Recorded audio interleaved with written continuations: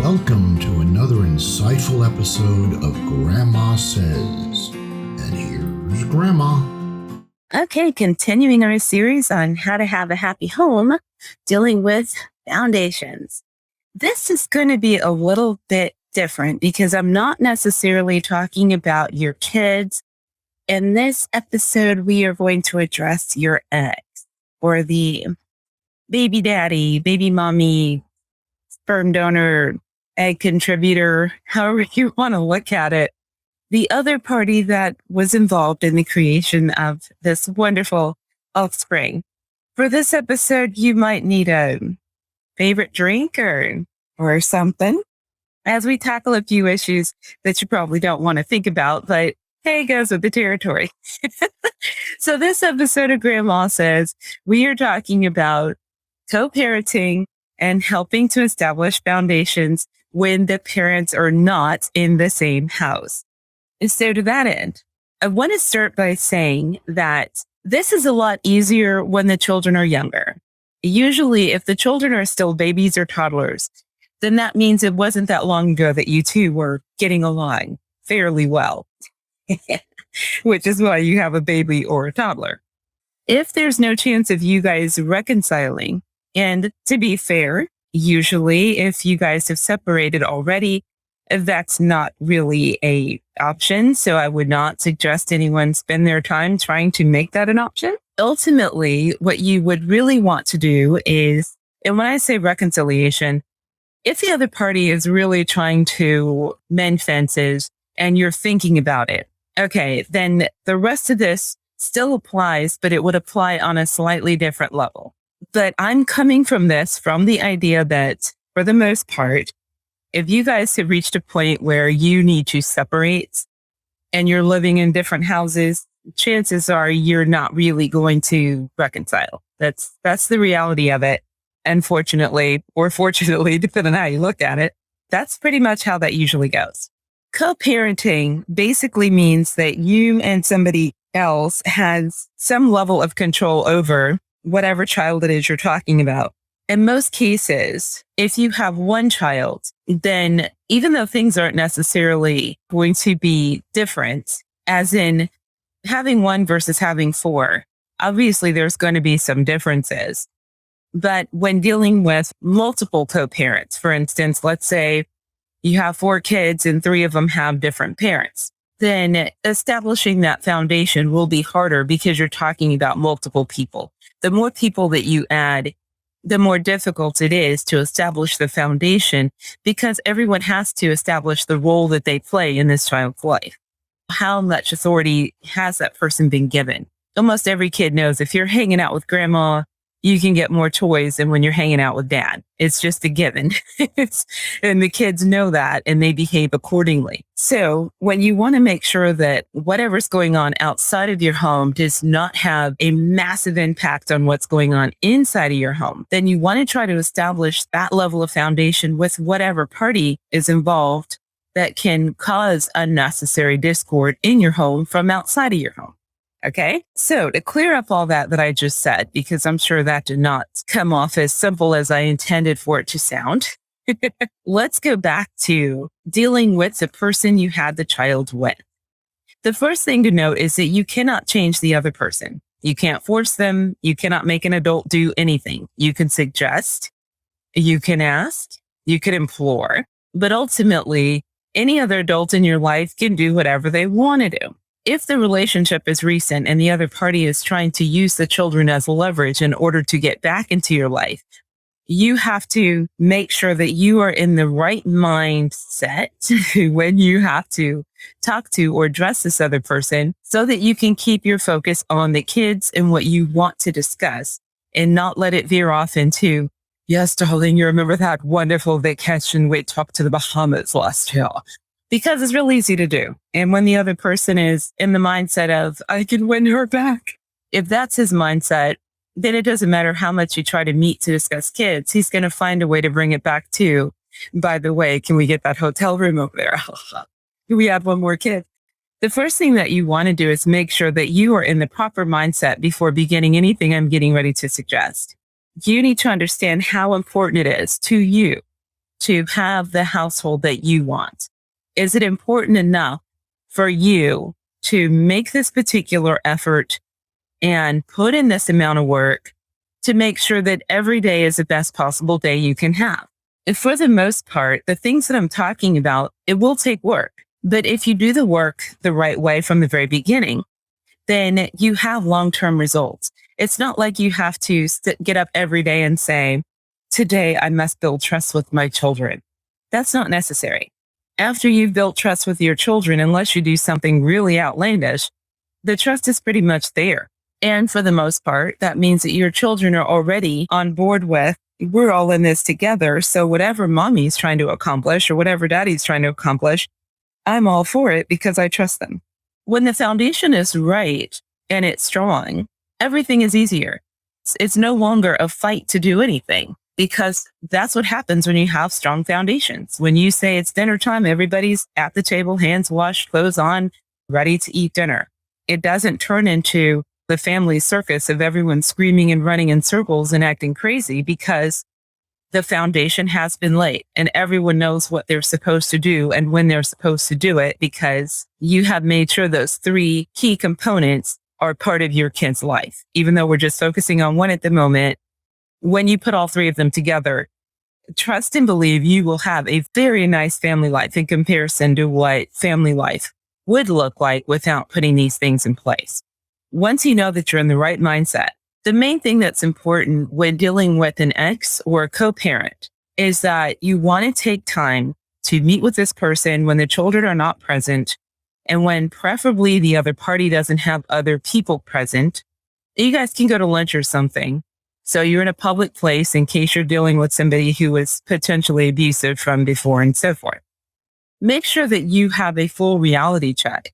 You need to know you're going there to talk to him or her about the kids and that's it, not about anything else. You want to cover all of the important basics when you have this discussion. And you're not going there to tell them, well, this is what we're going to do. And what I say goes, and the kids are with me, or blah, blah, blah. That's not why you're there. Basically, you want to get the other party's opinion and insight, and you want to hear their truths about different things pertaining to how they feel about things that will affect how you're going to raise the kids. I'm going to run through a list of things that you want to make sure that you ask in a kind of a, how do you feel about this? What do you think about that? You get their opinion. You don't even have to share your opinion at this point. Just get an idea of where they stand. Here are the key things you need to find out. How do they feel or what do they think about school in terms of should the children go to private, public, boarding school? Do they like school at all? What district? Is that any of that important to them? Do they not care? Health, vaccinations. Right now, the vaccine thing is a huge issue.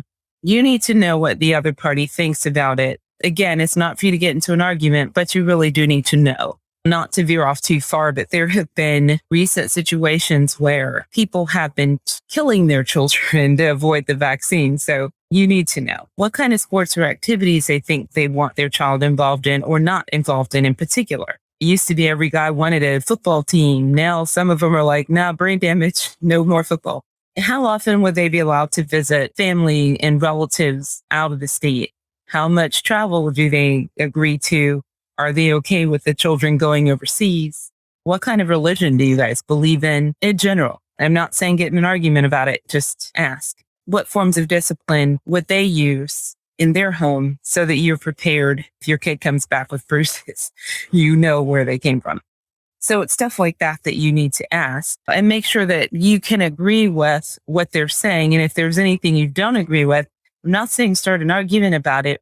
Make a mental note so that you can find a middle ground if possible, but at another time, like at a later date. I would not say try to cover all this in a full-on 45-minute discussion or anything. You just want to get some insight as to what they think. An example would be asking the co-parent, how were you disciplined as a kid? Do you believe in corporal punishment? Did you guys use timeout, etc.? And just leaving it at that.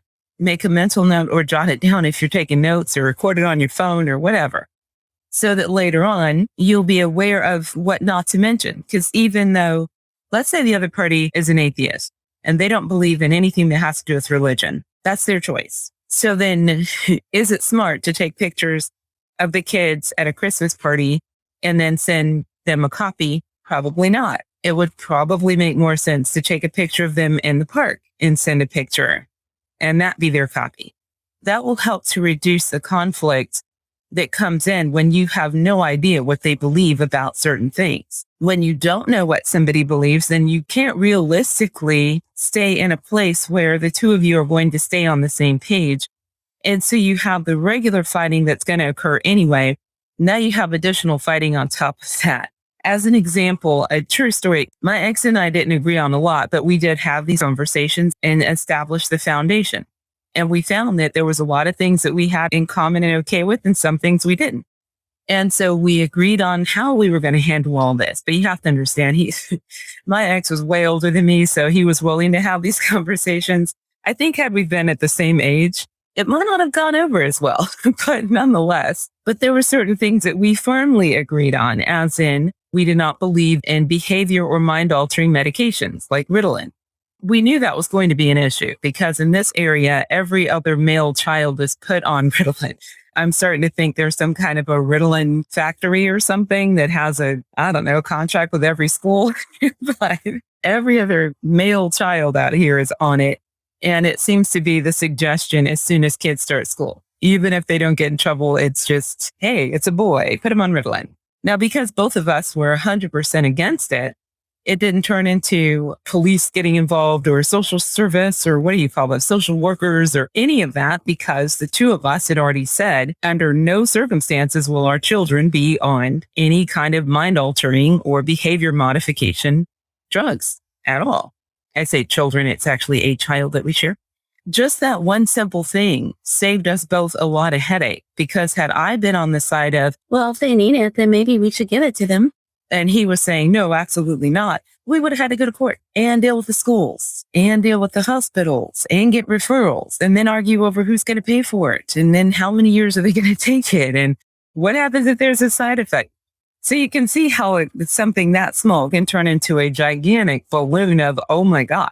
But since we'd already agreed at the beginning, it never became an issue. There's a lot of things that you can stave off from the beginning just by having this conversation. If you know that the other party is 100% against vaccinations and you know that you are in favor of vaccinations or whatever it may be, then you know not to call and discuss vaccinations with him or her. Discuss it with your doctor instead, because whoever has the higher level of custody is the one who's going to be in charge of what vaccines a kid gets anyway. The kid takes the vaccine or whatever when they're not going to go see their parent in a few days, the other parent, then neither party ever knows. I mean, unless there's a side effect from it. There's a lot of things you can discuss and save the headache. And then if it's something that you could tell they are 100% extremely adamant about, then just don't do it. If you know that they are so beside themselves with certain things, then use your own judgment. But for the most part, try to meet the person halfway. I mean, they did help make the kid. So the least you can do is honor part of what they're saying, combine it with what you're saying, because chances are it's not that big of a difference in what you two believe. And if there's a point where you need to discuss further, because let's say you guys agreed we weren't going to spank the kids. Well, now you have MacGyver, who's now 7 years old, and he's decided that he's going to rewire the house. And no matter how many times you told him to stop, he keeps doing it. Corporal punishment may be suddenly an option, but talk to the other parent about it and see if you guys can find common ground. But that would be later. Right now, I'm talking about establishing that foundation. So try to establish it early on and then modify as you go if you have to. And understand the more you two can agree on, the less likely you guys are going to have to involve agencies like cities and police and courts and all that sort of thing. Because whether you realize it or not, we all live in a police state. And so we don't have the options. Long time ago, like Little House on the Prairie days, if you didn't want your kids to go to school, they didn't have to. Now, you can't say you're not sending your kids to school, or you're not taking them to the doctor, or you're not going to provide dental care or anything else, because it's governed by the states that we live in. Because of that, you don't want to get into a fight with the other parent and then have to also fight the state. That can be expensive and stressful and unnecessary when you could solve the whole thing just by communicating from the very beginning. That's pretty much, I'm not going to argue the whole police state thing right now. We'll talk about that in another podcast. But for the time being, yes, try to, if you haven't done it already, take the ex out to lunch and see if you can have a calm conversation just about the kids and see what insight you can get. And that will save you both a lot of headache and help to establish a foundation. So the kids they expect the same thing at either house. If this is what we agreed to, then it should be the same at both houses. That's not guaranteed that that's what's going to happen, but it should at least seem that way in most cases. Okay, well, that's all I have to say about that. And I will see you in the next podcast.